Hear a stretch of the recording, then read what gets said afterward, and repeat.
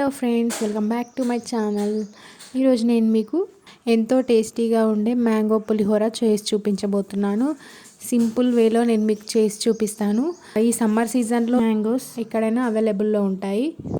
చాలా సింపుల్గా, చాలా టేస్టీగా ఈ మ్యాంగో పులిహోరను మనం ప్రిపేర్ చేసుకోవచ్చు.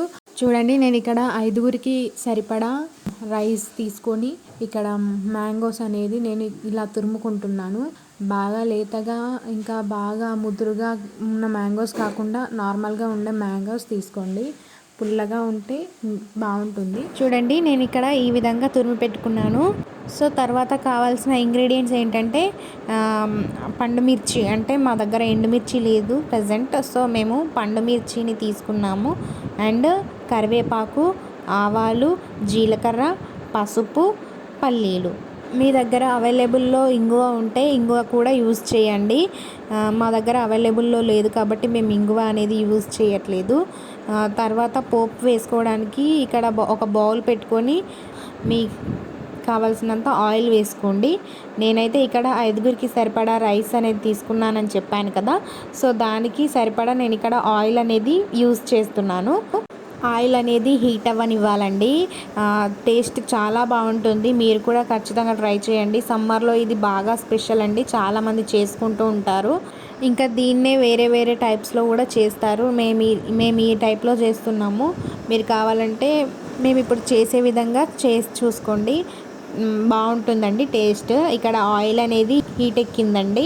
తర్వాత మనము ఆవాలు వేసుకోవాలి. ఒక 2 స్పూన్స్ మేము ఆవాలు యూజ్ చేస్తున్నాము. చాలా సింపుల్గా ఉంటుందండి ఈ రెసిపీ. ఒక 5 మినిట్స్ అంతే. 5 మినిట్స్లో మీకు కంప్లీట్ అయిపోతుంది. పెద్దగా కష్టం ఏమి ఉండదు ఇది చేయడానికి.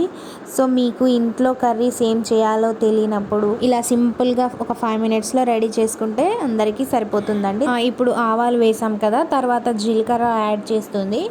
జీలకర్ర యాడ్ చేసిన తర్వాత మిర్చి అనేది వేసుకోండి. మీ దగ్గర ఎండుమిర్చి కనుక అవైలబుల్లో ఉంటే ఎండుమిర్చి వేసుకోండి. ఎండుమిర్చి తర్వాత పల్లీలు వేసుకుంటుంది. కొన్ని పుట్నాలు వేస్తుంది, శనగ పుట్నాలు. సో ఇప్పుడు ఇవన్నీ వేగనివ్వాలి. మంచిగా వేగిన తర్వాత కొద్దిగా కరివేపాకు యాడ్ చేసుకోండి. మేమైతే ఇక్కడ 3 రెమ్మలు కరివేపాకు తీసుకున్నాము. పులిహోరకి కరివేపాకు చాలా బాగుంటుందండి. కరివేపాకు యూజ్ చేయండి. ఇది అలా కొద్దిగా వేగనివ్వాలి. ఇవన్నీ వేగిన తర్వాత మనం రుచిగా సరిపడా సాల్ట్ అనేది వేసుకోవాలి.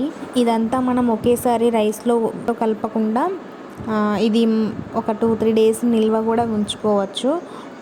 మేము అలానే చేసామండి. ఈ పులిహోర పులుసు అనేది ఎక్కువనే అయింది. మాకు సరిపడా రైస్లో యాడ్ చేసుకొని కొద్దిగా మిగిలిపోయింది. అది మళ్ళీ మార్నింగ్ అలా తీసుకోవచ్చు. అలా కూడా చాలా బాగుంటుందండి టేస్ట్. తర్వాత ఇందులో పసుపు యాడ్ చేసుకోవాలండి.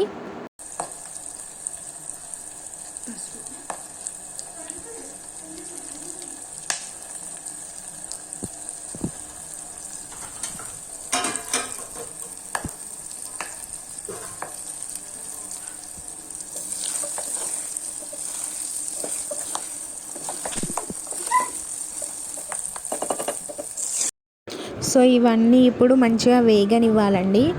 వేగిన తర్వాత ఈ మామిడికాయ తురుము అనేది మనం ఆల్రెడీ తురిమి పెట్టుకున్నాం కదా, అది మనం ఇందులో యాడ్ చేసేయాలి. ఇది కూడా ఒక 2-3 మినిట్స్ అలా మంచిగా ఫ్రై అవ్వనివ్వాలి. లేకపోతే పచ్చి పచ్చిగా ఉండిపోతుంది. ఇది మంచిగా ఫ్రై అయితే బాగుంటుంది టేస్ట్. సో కొంచెం అలా టేస్ట్ చూడండి. మీకు ఉప్పు సరిపోకపోతే ఉప్పు కూడా యాడ్ చేసుకోండి ఇప్పుడే. సో ఫ్రై అయితే అయిపోయింది. ఇది మొత్తం ఒక గిన్నెలోకి తీసుకోవాలి. సో మీకు మీ రైస్కి ఎంత సరిపోతుందో అంత రైస్లో యాడ్ చేసుకొని కలుపుకోండి. మిగిలిపోయింది ఉంటే నెక్స్ట్ డే మార్నింగ్ అయినా, మధ్యాహ్నం అయినా, నైట్ అయినా తినొచ్చు. అస్సలు పాడవదండి, బాగుంటుంది టేస్ట్. ఒకసారి ట్రై చేయండి మీరు కూడా. అలా మొత్తం ఒకేసారి రైస్లో కలపకుండా ఇలా సైడ్కి తీసుకొని పెట్టుకోండి. మీకు ఇష్టమైనప్పుడు అలా రైస్లో కలుపుకొని తినొచ్చు. సో చూసారు కదా అండి రెసిపీ. మీరు కూడా ట్రై చేయండి. సమ్మర్లో బాగా స్పెషల్ అండి ఇది. అండ్ మేము ఇక్కడ మాకు సరిపడా రైస్లో మేము యాడ్ చేసుకున్నామండి. సో చూసారు కదా ఫ్రెండ్స్. ప్లీజ్ మీకు ఈ వీడియో కనుక నచ్చినట్టయితే లైక్ చేయండి, షేర్ చేయండి, అలాగే కమెంట్ చేయండి. సబ్స్క్రైబ్ చేయడం మాత్రం మర్చిపోకండి. Thank you for watching.